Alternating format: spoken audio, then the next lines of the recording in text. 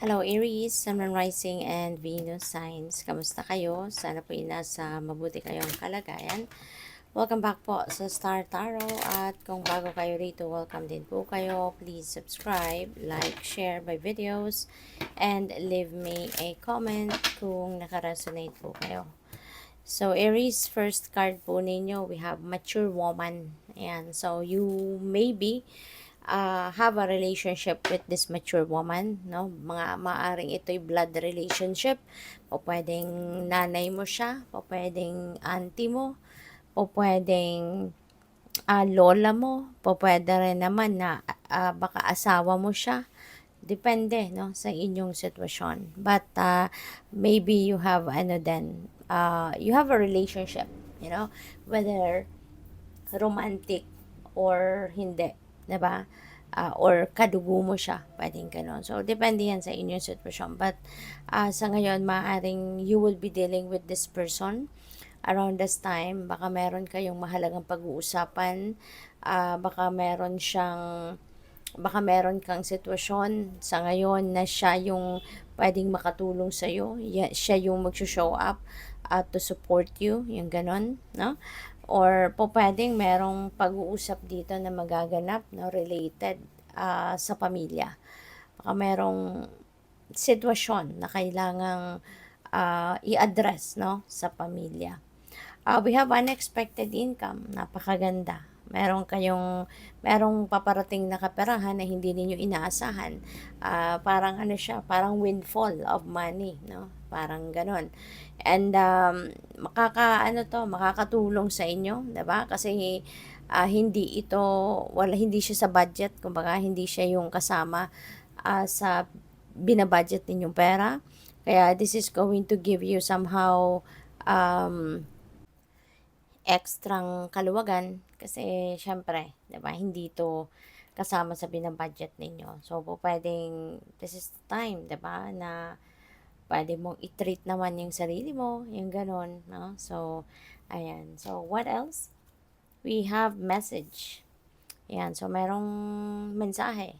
Pwedeng merong email, pwedeng merong physical na sulat talaga by mail, by courier na dadating, or document na dadating, or pwede rin na dadaan ito sa bilang text, no? Pwedeng ganun, baka text, DM or PM, something like that. So, yun, may impormasyon, no, kang maririnig or mababasa. We have main mail, so this could be you, Aries. Kung hindi man, baka kayo ay merong dealings with a male person. Pwede na yung sulat na to or impormasyon na to galing sa kanya.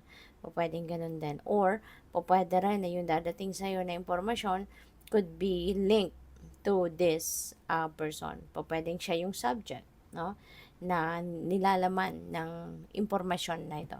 Maaaring tungkol sa kanya, no, yung mensahe na dadating. So, tingnan natin ano pa ang mga messages for Aries. By the way, maraming salamat for subscribing to my channel. And if you haven't subscribed yet, subscribe na po kayo. And also, maraming salamat din for not skipping the ads kasi malaking bagay po yan sa akin. Thank you.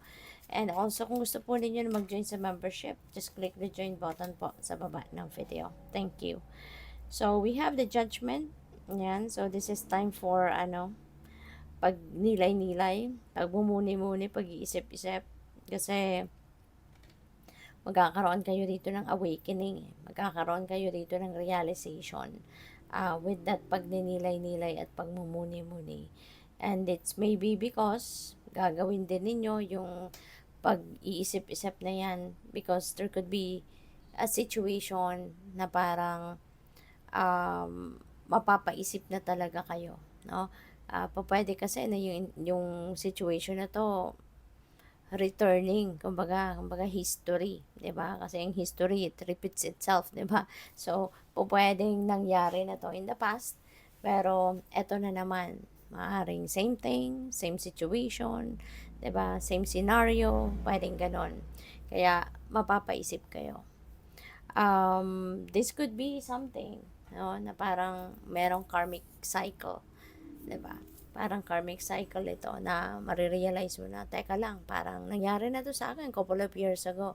Tapos nangyari a year ago. Tapos ngayon, eto na naman. 'Di ba? Kasi nga, pwedeng ano to, meron nga kayong parang karmic cycle nga ito na kailangan ng maputol sa ngayon. Kaya this is ano sa inyo, reminder, no? Parang pinupush kayo ng sitwasyon na to ngayon na pag-isipan na ninyo mabuti, 'di ba? Pag-isipan ninyo, tignan na ninyo, ayusin niyo na yung ganyan.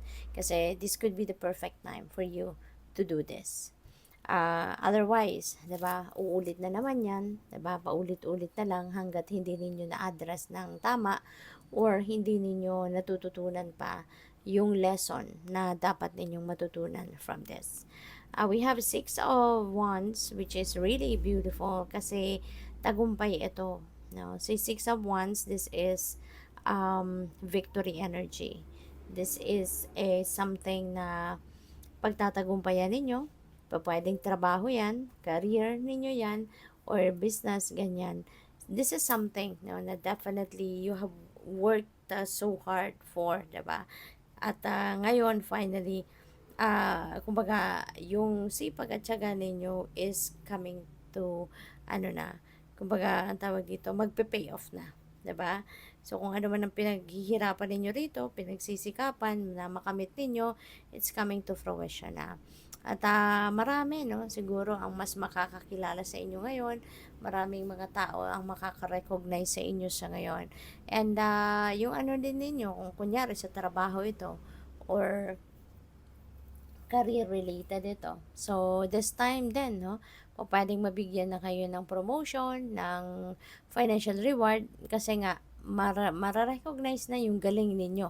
Makikita na ng mga boss ninyo, manager ninyo, mga ganyan, yung, yung tiyaga ninyo, no, yung trabaho, yung klase ng trabaho na ginawa ninyo will be much appreciated na sa ngayon. We have four of wands, celebratory energy ito. So, definitely, kadugtong ito nito ni Six of Wands. Kasi, syempre, nagtagumpay ka, 'di ba? Kaya, ano din kayo, entitled din kayo na mag-celebrate. 'Di ba? So, pwedeng related yan dito sa tagumpay mo na isa-celebrate ninyo. Pwede rin naman na hindi. 'Di ba? Pwede kasi na okasyon ito, kunyari, mayroong kasalan, merong party, birthday party, mga anniversary, mga ganyan. Ang pwedeng dadaluhan ninyo or pwedeng kayo din ang mag-host nito. So, depende yon sa inyong sitwasyon. But definitely, there is something that you're going to celebrate around this time. So, good luck sa'yo. Thank you for watching. Love and light. Namaste.